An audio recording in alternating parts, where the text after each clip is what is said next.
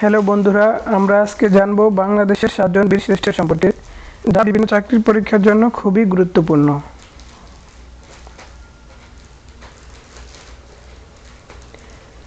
Lance Naik Munshi Abdur Rauf, জন্ম ফরিদপুর। তিনি যুদ্ধ করেন 1 নং সেক্টরে। শহীদ হন 8 এপ্রিল 1971। সমাহিত করা হয় নানিয়ারচর, রাঙ্গামাটি। তিনি ইপিআর ছিলেন।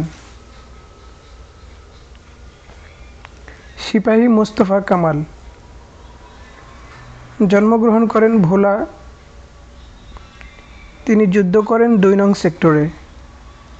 শহীদ হন 18 এপ্রিল 1971। সমাহিত করা হয় ব্রাহ্মণবাড়িয়া।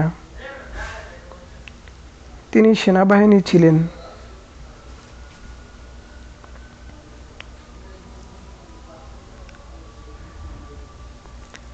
ফ্লাইট লেফটেন্যান্ট মতিউর রহমান, জন্ম ঢাকা, পৈতৃক নিবাস নরসিংদী। তিনি আকাশপথে যুদ্ধ করেন, তাই তার কোনো সেক্টর নেই। শহীদ হন 20 আগস্ট ভারত সীমান্তে বিন্দা গ্রামে। প্রথমে সমাহিত করা হয় করাচিতে, পরে 2006 সালে মিরপুর বুদ্ধিজীবী কবরস্থানে স্থানান্তর করা হয়। তিনি বিমান বাহিনী ছিলেন।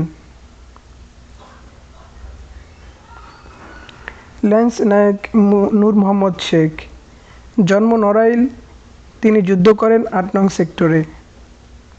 শহীদ হন 5 সেপ্টেম্বর 1971। সমাহিত করা হয় যশোরের সরষে উপজেলায়। তিনি ইপিআর ছিলেন। সিপাহী মোহাম্মদ হামিদুর রহমান, জন্ম ঝিনাইদহ। তিনি যুদ্ধ করেন 4 নং সেক্টরে। শহীদ হন 28 অক্টোবর 1971 মৌলভীবাজারে। প্রথমে সমাহিত করা হয় ভারতের ত্রিপুরায়, পরে 2007 সালে মিরপুর বুদ্ধিজীবী কবরস্থানে স্থানান্তর করা হয়।